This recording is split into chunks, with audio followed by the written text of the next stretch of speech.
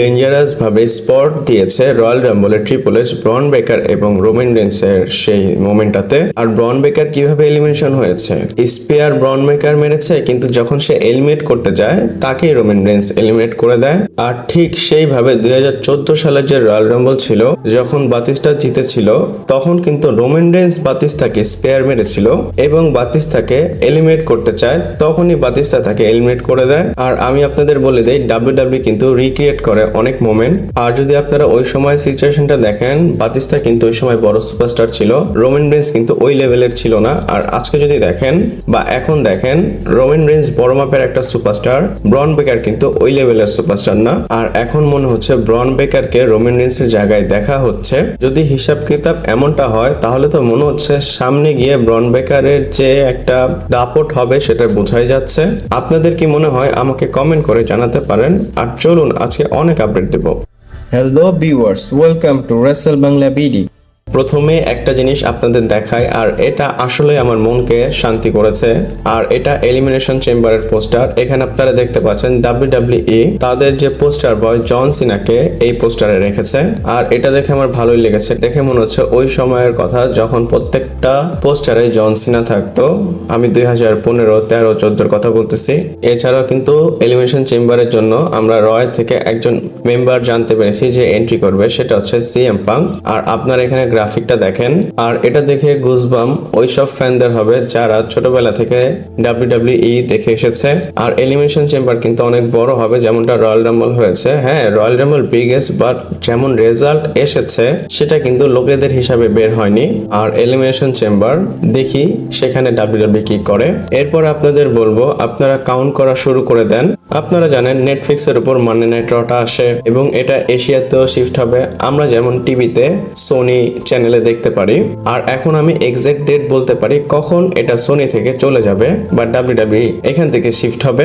আপনারা এখানে টুইট দেখতে পাচ্ছেন ডাব্লিউডাব্লিউ ইন্ডিয়া, এখানে তারা টুইট করেছে। আর অবশ্যই আমরা কিন্তু ইন্ডিয়ান চ্যানেল থেকেই দেখি এবং এই টুইটে লিখেছে ডাব্লিউডাব্লিউ ইজ কামিং সুন।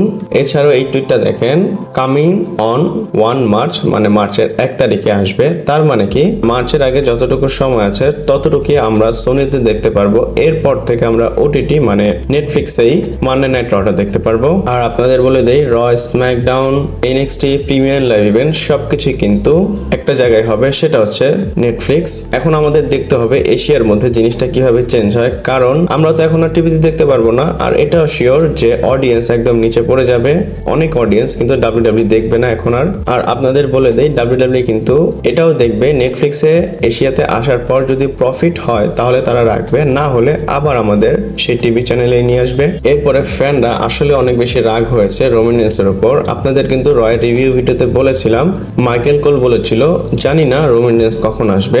এরপর লোকেরা বলতেছে আসলে কি রোমান রেন্সের সাথে কোনো প্রবলেম আছে, আর প্রবলেম না হলে কেন সে এত ছুটিতে চলে যায়। এরপর তারা ট্রল করতেছে যে ফাইনাল বসকে তো আপনারা দেখতে পারেন, সেটা ডাব্লিউডাব্লিউতে না, সেটা ডাব্লিউডাব্লিউ গেমের মধ্যে। আর ফাইনাল বসের যে এন্ট্রি সেটা 2K25 রিলিজ করেছে। আর এই গেমে ফাইনাল বসের ক্যারেক্টারটাও হবে। আর এটার পর লোকেরা বলতেছে এই গেমের মধ্যে আসে, রিয়েল লাইফে কেন আসে না। আর আপনাদের কি কারো মনে হয় যে রক রেসেলমেনিয়াতে ম্যাচ করবে, সে আসবে? যদি আসে কেন আসবে, এক্সপ্লেন করে কমেন্ট করে জানাবেন। এরপর রয়ের রিভিউতে বলেছিলাম, শার্লট ফ্লেয়ার বলেছিল 2024 সাল তার অনেক খারাপ গিয়েছে মেন্টালি এবং ফিজিক্যালি। তার কিন্তু ইনজুরি হয়েছিল। তারপর মেন্টালি যে প্রবলেমটা সেটা হচ্ছে শার্লট ফ্লেয়ার এবং অ্যান্ড্রাদের ডিভোর্স হয়ে গিয়েছে। আপনারা জানেন তারা একজন আরেকজনকে বিয়ে করেছিল, কিন্তু এখন তারা আলাদা হয়ে গিয়েছে। আর এরা দুজন যে সেপারেট হয়ে গিয়েছে সেটা 24 সালে হয়েছে। এটা জুনের মাঝখানে হয়েছিল। জানি না কেন তাদের মধ্যে এমনটা হলো। এরপর এটা তো শিওর আপনাদের বলতে পারি, স্পিড যেহেতু রয়্যাল রাম্বলে এসেছে, সে ভাইরাল একটা মোমেন্ট করেছে এবং সে যে এই লেভেলের ভাইরাল মোমেন্ট ক্রিয়েট করবে সেটা জানা ছিল না। আর সেটা হচ্ছে এখন পর্যন্ত ডাব্লিউডাব্লিউ রিলেটেড কোনো পোস্টে এত লাইক আসেনি। আমি 1 মিলিয়নের উপরের কথা বলতেছি অন টুইটার। টুইটার, আর সেই জিনিসটা স্পিড টুইটারে করে দেখিয়েছে, আর এখানে 1 মিলিয়নের উপরে লাইক হয়েছে। আর ডাব্লিউডাব্লিউ একটা স্ট্যাট বলেছে, সেখানে তারা বলতেছে স্পিড 300 মিলিয়নের উপর ভিউ নিয়ে এসেছে 24 ঘন্টার মধ্যে। আর এটা WW Royal Rumble related most views social media of all time. আর আমার মনে হয় এটা রয়্যাল রাম্বল না, সবকিছু মিলিয়ে ডাব্লিউডাব্লিউ হিস্টোরিতে সবচেয়ে বেশি ভিউ। স্পিড কিন্তু খুব ভালো অ্যাট্রাকশনের কাজ করতেছে ডাব্লিউডাব্লিউর জন্য, আর এটা শিওর ডাব্লিউডাব্লিউ তাকে রেসেলমেনিয়াতে ফিচার করবে। এরপর রয়্যাল রাম্বল জেতার পর আপনারা জানেন অনেক বেশি নেগেটিভ রিয়াকশন ছিল জিওসোর জন্য।